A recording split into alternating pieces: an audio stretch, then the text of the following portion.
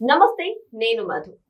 జగన్ చెప్పిన ఆ ఒక్క మాటకు తన రెండు చేతులు జోబులో పెట్టుకొని వెళ్ళిపోయారు ఏబిఎన్ ఆర్కే గారు. సో దాని గురించి మనం తెలుసుకుందాం. అసలు ఏం జరిగింది, మరి ఆర్కే గారి ప్రవర్తన అలా ఎందుకు మారిపోయింది, ఈ రోజు మనం తెలుసుకుందాం. ప్రస్తుతం మనతో పాటు ఉన్నారు సీనియర్ జర్నలిస్ట్ జయదేవ్ గారు. వారిని అడిగి మరిన్ని విషయాలను తెలుసుకుందాం. నమస్కారం సార్. నమస్తే. సార్, ఆర్కే గారు ఎందుకు ఇలా ప్రస్తావించారు? జగన్ చెప్పిన ఆ ఒక్క మాటకి రెండు చేతులు జోబులో పెట్టుకొని వెళ్ళిపోయా అని. అసలు ఏం జరిగింది సార్? ఏంటి సార్ టాపిక్ అది? వాస్తవానికి జగన్మోహన్ రెడ్డి గారు రాజకీయాల్లో ఉన్నారు కాబట్టి కొంచెం హుందాగా ప్రవర్తించాలి. అది ఆయన ప్రవర్తించారేమో కానీ ఆయన టీంతో ప్రవర్తించేలా చేయలేరు. పక్క నుంచి ఉసుగొలపడము, వాళ్ళని వీళ్ళని రెచ్చగొట్టేలా మాట్లాడడము అన్నీ చేశారు. దానికి కన్న తల్లిని చెల్లిని కూడా వదలలేదు. అది అంతా మనం చూసాం. అది ఇప్పుడు తాజాగా ఆయన ఇచ్చిన స్టేట్మెంట్ ఏంటంటే, ఏబిఎన్ ఆర్కే గారిని ప్రస్తావిస్తూ మనం అధికారంలోకి వచ్చాక ఆయన జైలు చుట్టూ పరిగెట్టిస్తా అన్నారు. సో ఆ ఒక్క మాటతోని ఈయన వీకెండ్ కామెంట్ అవి పెడుతూ ఉంటారుగా. ఆయన ఏమన్నాడంటే ఆయన ఛానల్లో, నేనేమైనా ఆడవాళ్ళ గురించి అసభ్యంగా మాట్లాడానా, లేదా మీ మీద పరుష పదజాలాలు ఏం వాడానా, కేవలం వీళ్ళు ఏదైతే స్టేట్మెంట్ ఇస్తున్నారో ఆ స్టేట్మెంట్కి ఆయన ఊహించి, ఓహో వీళ్ళ పంధా ఇలా ఉంటుందేమో, నెక్స్ట్ వీళ్ళు ఇలా అనుకుంటున్నారేమో, వీళ్ళ మనసులో ఇటువంటి దుర్బుద్ధి ఉందేమో అన్నట్టుగా ఆయన ముందే చెప్తున్నాడు. సో వీళ్ళకి ఏంటంటే, అరే ఆర్కే మనం అనుకుంటే దీన్ని మనసులో బయట పెట్టేస్తున్నాడేమో అన్నట్టుగా వీళ్ళు ఫీల్ అయ్యి, ఇంకా ఎప్పుడైతే జగన్మోహన్ రెడ్డి గారు ఆ స్టేట్మెంట్ ఇచ్చారో జగన్ అన్న కళ్ళల్లో ఆనందం కోసం ఒక్కొక్కరు చెలరేగిపోయి మాట్లాడుతున్నారు. ఇంకా రోజా గారు అయితే ఆ రాధాకృష్ణ అది ఇది వారికి అసలు అక్క చెల్లెలు లేరా అన్న. అసలు ఆయన ఆడవాళ్ళ గురించి ఎక్కడ మాట్లాడాడమ్మా? అవును, రోజా గారు కూడా అన్నారు సార్, మీ వైఫ్ గురించి మాట్లాడితే ఎలా ఉంటది, మీ కూతురు గురించి మాట్లాడితే ఎలా ఉంటది అని కూడా అన్నారు. ఆవిడ ఇప్పటికే అబాస్ పాలైంది. ఆవిడకి ఎందుకమ్మా? కనీసం ఆవిడ నియోజకవర్గంలోనే ఆవిడకి వాల్యూ లేకుండా ఉంది పరిస్థితి. ఏదో గౌరవంగా ఉండొచ్చు కదా.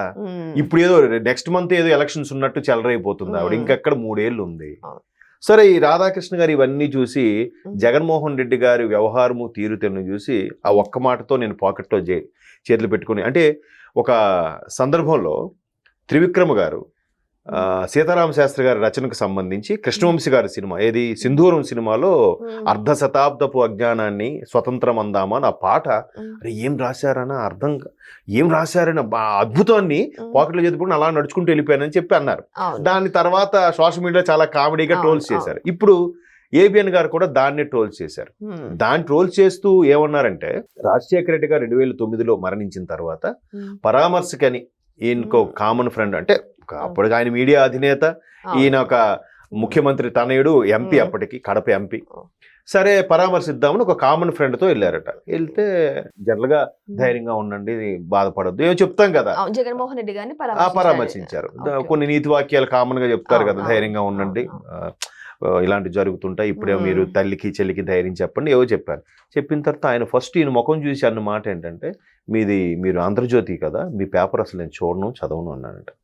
అంటే ముఖం మీద కొట్టొచ్చినట్టు. జనరల్గా ఇంటికి వచ్చిన విరోధైన ఇష్టం లోపల ఎదవచ్చాడేంటి అని అనుకుంటాం, కానీ బయటికి మాత్రం అవునండి ఉంటానండి, అది కదా సంస్కారం ఎవడైనా. ఈయన ముఖం మీద అంటే నువ్వేంటి వచ్చావు అనే పందాలో నీ పేపర్ నేను చదవను అన్నాడు. ఈయన ఇదేంటిది, ఇలాంటి సందర్భంలో శవం అక్కడ ఉంటుండగా పరామర్శిస్తే ఇలా మాట్లాడుతున్నాడు ఏంటని అనిపిస్తుంది కదా. అది ఎవరైతే కామన్ ఫ్రెండ్ పేరు చెప్పలేదండి, ఎందుకంటే ఆయన కేసీఆర్ కూడా అత్యంత చనువైన వ్యక్తి ఏబిఎన్ ఆర్కే గారు. ఒరే అనుకునేంత చనువు, ఏరా అనుకునేంత చనువు అని చాలా సందర్భాల్లో ఈవెన్ కేసీఆర్ గారు ఇంటర్వ్యూలో కూడా మనం చూసాం. అంటే సభా మర్యాద పాటిస్తారు కాబట్టి రాధాకృష్ణ గారు అని అంటారు కేసీఆర్ గారు, ఈయన కూడా కేసీఆర్ గారు అని అంటారు. సో అంత చనువున్న వ్యక్తి సరే పరామర్శకి వెళ్ళాడు, ఇది అయింది అలా అనేసరికి ఒకసారి బయటకు వచ్చాక కామన్ ఫ్రెండ్తో అన్నాడంట, ఏంటి మీ వాడు ఈ సందర్భంలో మాట్లాడుతాడు, కొంచెం తెక్కుందా మీ వాడికి అన్నట్టుగా, ఏంట్రా తెక్కగా మాట్లాడుతాను అనుకుంటాం కదా. అంటే ఆ కామన్ ఫ్రెండ్ కూడా కొంచెం అలాంటిదే లేరా అన్నాడంట. మరి అర్థమైపోయింది అంటే, ఇప్పుడు అన్నమంతా ఉడికిందో లేదో ఒక మెతుకు పట్టుకొని చూస్తాం కదా. సో అప్పుడే ఈయనకి ఒక బ్యాడ్ ఇంప్రెషన్ పడిపోయింది ఆర్కే గారికి కూడా, ఈడేంటర్ ఇలా ఉన్నాడు, తేడాగా ఉన్నాడు అని అనుకుంటాం. ఆ తర్వాత జరిగే ప్రక్రియలు, చర్యలు ఇవన్నీ చూసాం. ఏదో అంటే తండ్రి చనిపోయిన తర్వాత ముఖ్యమంత్రి అయిపోదాం అనుకున్నాడు ఆయన. సరే నాకు నిజంగా ఒక విధంగా ఏమనిపిస్తుంది అంటే అమ్మా, అంటే ఇప్పుడు సందర్భం కాదు నాకు తెలియదు కానీ, ఆ తండ్రి చనిపోయిన తర్వాత శుభ్రంగా సంతకాలు ఏవో సేకరించి ముఖ్యమంత్రి చేసేసి ఉంటే మనకి ఈ పీడ పోయేదేమో అనిపిస్తుంది. అదేంటి సార్? నిజమమ్మా. అప్పుడు ఆయన అయింటే నెక్స్ట్ ఎలక్షన్ లో ఎలాగో పోయేది, శుభ్రంగా మరలా టీడీపీ వచ్చేది, టైం ఎక్కువ మిగిలేది. ఇప్పుడు మళ్ళీ ఈ విధ్వంసము ఈ 2019 నుంచి 24 మధ్యలో రప్పరప్పాలు ఇవే ఉండేవి కాదు కదమ్మా. కానీ అప్పుడు ముఖ్యమంత్రి అంటే 5 ఏళ్ల పాలన సరే, ఇప్పుడు ముఖ్యమంత్రి అయ్యారు అంటే కరోనా కొంచెం కాపాడిందని అంటున్నారు. మేబీ అంటే అప్పుడు అయ్యింటే ఉమ్మడి సమైక్యలో లేదంటే ఆయన కేసీఆర్ ఆయన ఫ్రెండ్స్ గా ఉన్నారనుకుంటున్నారు కాబట్టి ఒకళ్ళు విడగొట్టేసినా అక్కడతో పోయేది ఆ దరిద్రం. ఈ మరల 14 నుంచి శుభ్రంగా 24 మళ్ళీ ఇప్పుడు 26లో కూడా బాబు గారు కంటిన్యూ అయింటే ఈ పాటికి అమరావతి, వైజాగ్ ఇవన్నీ ఎస్టాబ్లిష్ అయిపోయేవి కదా. డెవలప్ అయ్యేవి. ఎవరు ఇక్కడ ఎవరెవరైతే ఇబ్బంది పడుతున్నారు వాళ్ళు సొంత ఊర్లకు వెళ్ళిపోయి ఎవరు ఊర్లో వాళ్ళు స్థిరపడేవారు కదా, హ్యాపీగా ఉండేవారు కదా. ఈ తెలుగు రాష్ట్రాల మధ్యన విద్వేషాలు, ఈ రాజకీయ దుమారం ఏం ఉండేది కాదు కదా. అది నేను అన్నది. పోనీ కరోనా పోయిందే, శుభ్రంగా కాంగ్రెస్ తలపడి ఏదో తలనొప్పి తెచ్చుకున్నది, శుభ్రంగా ఆయన 5 ఏళ్ళు ఉంచేదో లేదా సంవత్సరం తర్వాత ఏమో తేడా ఉండని చెప్పి తీసేసి ఇంకోటి పెట్టేదేమో. అప్పుడు కూడా కిరణ్ కుమార్ రెడ్డి పెట్టుంటే ఈడ ఆల్రెడీ ఒక సంవత్సరం పరిపాలన చూసా వీడి చేత కాదని అని చెప్పి 2019లో ఆంధ్ర ప్రజలు గెలిపించేవారు కాదేమో కదా. సో ఇలాంటి సందర్భాలు అన్నీ పక్కన పెడితే ఆయన ఇప్పటి నుంచో చెప్తున్నాడు మనం పోరాటం చేయాల్సింది ప్రతిపక్ష హోదా వాళ్ళతో కాదు, ఈనాడు, TV5, ABN అనే చెప్తుంటాడు ఎప్పుడు. ఆయన చాలా సందర్భాల్లో చెప్పాడు. ఎందుకు సార్ అంత కక్ష ఆయనకి ఈ ఛానల్స్ అంటే? ఇప్పుడు ఈయన ఒక పంధా, ఈయన యొక్క తీరు వాళ్ళ ఎండగట్టారు. ఇప్పుడు ఆర్కే గారు అనేది అదే. ఒకప్పుడు ఎడిషన్లో, జిల్లా ఎడిషన్లో చిన్న ఆర్టికల్ వచ్చినా అధికారులు కానీ రాజకీయ నాయకులు భయపడిపోయేవారు. అరే ఏంటి ఆర్టికల్ వచ్చిందంటే ఏంటి కనుక్కోండి, వెంటనే చీఫ్ ఎడిటర్తో మాట్లాడి ఏంటి మీ వాడు ఇలా రాశారంటే అవును సార్ అని అంటే అయితే మనం మీడియా బయటకు వెళ్ళిపోయింది, ప్రజలు తప్పుగా అనుకుంటారు, మన ఇమేజ్ డ్యామేజ్ అవుద్దని జాగ్రత్త పడేవారు. ఇప్పుడు కాగ్ నివేదిక వచ్చినా పట్టించుకోవట్లేదు.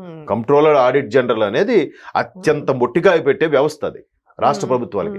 అది రిపోర్ట్ ఇచ్చినా కూడా ఏముంది వాడెవడో ఫేవర్ గా డబ్బులు తీసుకొని మనకు రాసుంటాడు, మన మీద యాంటీగా రాసుంటాడు అనేలా తయారైంది. ప్రతి ఇప్పుడు ఆయన ముఖ్యమంత్రి అయ్యాడు, అరే ఒక బిజినెస్ మ్యాన్ కసిగా అయ్యాడు, తండ్రి పేరు నిలబడ్డానికి వచ్చాడేమో, బాగా పరిపాలన చేస్తాడంటే ఏమీ చేయలే. ఎంతసేపు ఆయన కేసుల్ని కాపాడుకోవడానికి ఎలాగ కేసులను కొట్టించేయాలని ప్రయత్నం చేశాడు. తర్వాత ఉన్నది చాలన్నట్టు లెక్కరు, ఇసుక, తొక్క, తోటకూర కాదేది అవినీతికి అనర్హం అన్నట్టుగా ప్రతి దాని మీద చేశారు. సార్ ఇక్కడ వైసీపీ వాళ్ళు కావచ్చు, రోజా కావచ్చు, వీళ్ళందరూ కూడా ABN ఆర్కే గారు మహిళలను కించపరిచేలా మాట్లాడినారు అన్నట్టు ఇది చేసేసారు సార్. మరి కొంతమంది ఏమంటున్నారు వైసీపీ నేతల గురించి మాట్లాడారు అని అంటున్నారు.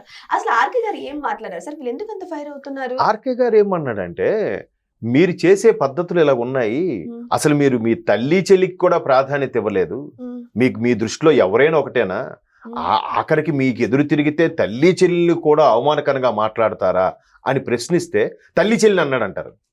అది ప్రశ్నించడం మరి అదే కదా వీళ్ళకి. అది ఇప్పుడు నిన్న వీకెండ్ కామెంట్ లో కూడా ఆయన ఏమన్నాడు, ఎంతకీ మీ పేటిఎం బ్యాచ్ కి తెలుగు వచ్చా అని అడిగాడు. అంతే కదమ్మా. నేను అసభ్య పదాలు ఎక్కడైనా వాడినట్టు గాని, కించపరిచినట్టు గాని, బూతులు తిట్టినట్టు గాని ఒక్కటి చూపించండి. అంటే మీకు మీ పేటిఎం బ్యాచ్ కి తెలుగు రాదు, మీ అన్న ఏది చెప్తున్నాడో పొలోమని ఎగేసుకొని పడిపోవడమే. అన్న అన్నాడు సరే గొర్రెల్లాగా అన్నకలు అదన్నారు ఇదన్నారు చెలరైపోయి ఇప్పుడు రోజా అమ్మ ఏం మాట్లాడుతున్నాం, ఈవిడ మళ్ళీ నిన్న లేదు మొన్న ఉగాదికి పాలు పితుకుతున్నారా అని అడిగింది ఆవిడ భువనేశ్వరి గారిని, చంద్రబాబు నాయుడు. మరి ఎంత సంస్కారమైన పదం అది. మరి ఆవిడ ఇప్పుడు దెయ్యాలు వేదాలు వల్లించినట్టు కాకపోతే అట్లా అంటే ఇంకా వాళ్ళ విజ్ఞతకి వదిలేయాలమ్మా. వాళ్ళకి అర్థం అవ్వట్లేదు, వాళ్ళకి తెలుగు రాదు, పైగా సొంతంగా మాట్లాడలేరు, ఎప్పుడు పక్కన ఎవడో స్క్రిప్ట్ ఉండాలి, పేపర్ చూసి మాట్లాడు. మరి ఏముంటుంది, అరే ఇక్కడ దీని అర్థం తల్లి చెల్లి అంటే బూతు వాళ్ళకి. అమ్మా షర్మిలమ్మ రాజశేఖర రెడ్డి గారికి పుట్టలేదు అన్నారమ్మా, అలాంటి వాడిని ఏం చేయాలమ్మా?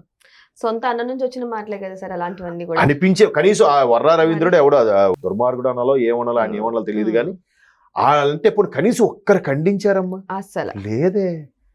పైపెచ్చు మా అభిమానులు అలాగే ఉంటారు, మమ్మల్ని ఎవరేమనంటే అలాగే చెలరేగిపోతారంట.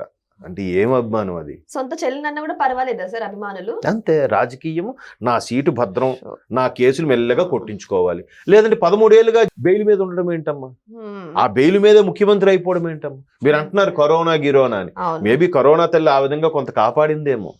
ఒక్క మనిషి మీద కక్షకి ఎంత రాష్ట్రాన్ని ఇబ్బంది పెడుతున్నారు. అంటే ఇప్పుడు కూడా మళ్ళీ 29లో వస్తే అంటే ఇప్పుడు ప్రతిపక్షంలో కనీసం ప్రతిపక్ష హోదా కూడా లేనప్పుడే ఇన్ని మాటలు అంటే గవర్నమెంట్ వస్తే ఏంటమ్మా పరిస్థితి ఒకసారి ఊహించండి. ఒక్కడైనా రాష్ట్రంలో ఉండగలుగుతాడా? వర్ణించలే అసలు.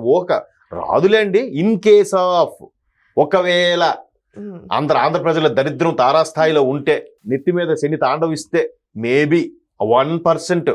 అయితే కూటమి ఇలాగా ఉంటే మాత్రం ఇంకా తిరుగులేదు, వాళ్ళకి ఆ అవకాశమే లేదు.